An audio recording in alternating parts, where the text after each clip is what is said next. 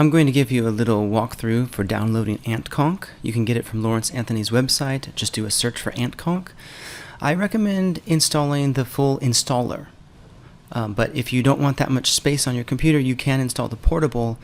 But the installer version, the full version, comes with additional perks that I think is useful for you.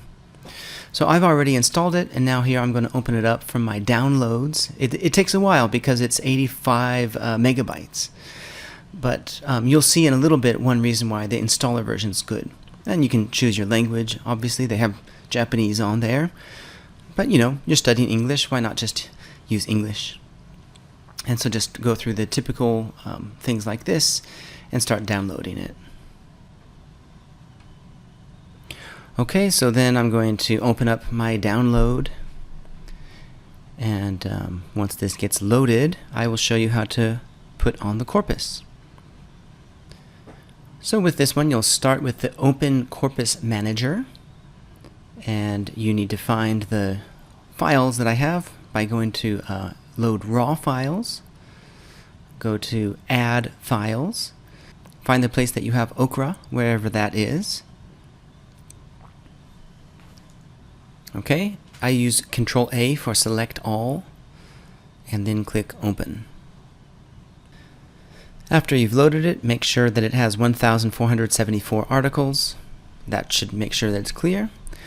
I recommend renaming it. It's called OCRA, which is the One Health Corpus of Research Articles, and click Create. It'll take a little bit of time this time, but you won't need to do this each time that you use the program. It's only the first time that you load a corpus to the software that it has to take this much time. From now on, it'll be a lot quicker.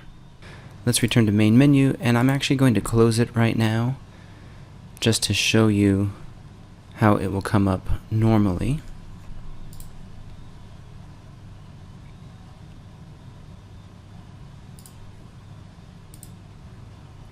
So from now on, when you open it, you'll be able to just go to Corpus Manager and just click on OCRA. I did a double click and just return to main menu. So it's very fast from now on.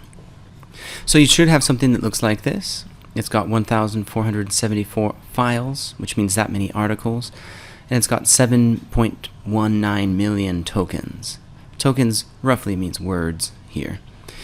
To see what they sort of look like, you can look at all the files' names here, and you can also click on them just to make sure that they look right. So for example, if I double click this one, this file's name is Antimicrobial Chemo. So this is the journal name, Antimicrobial Agents and Chemotherapy. The country it's from is Germany. The year is 2018. The name of the first author is right here. And on articles before 2018, they also have the institution, but not on the later ones. So for example, if I click on this one from France, it just has the author's name. Every article has the core information of a journal article. It's got the title, an introduction. In this case, results comes after introduction, discussion, and then materials and methods. And that's it. It doesn't have figures or citations or references or anything like that. If we go down, we can see all the other types. Like, for example, here's a Biology of Reproduction. Here is one from USA 2019. Author's name is Mishra. Same story. It's got the title, the introduction, and this time methods comes after introduction. It's got the results, and it's got the discussion. And everything has been cleaned this way, so there's not going to be any kind of noise coming from figures, or even the abstract is not included on any of these. So this is what the corpus looks like after you've loaded it, and I'll stop here just so you've got the basics, and then I'll pick up with the next lesson to talk about some of the basics of interaction with it.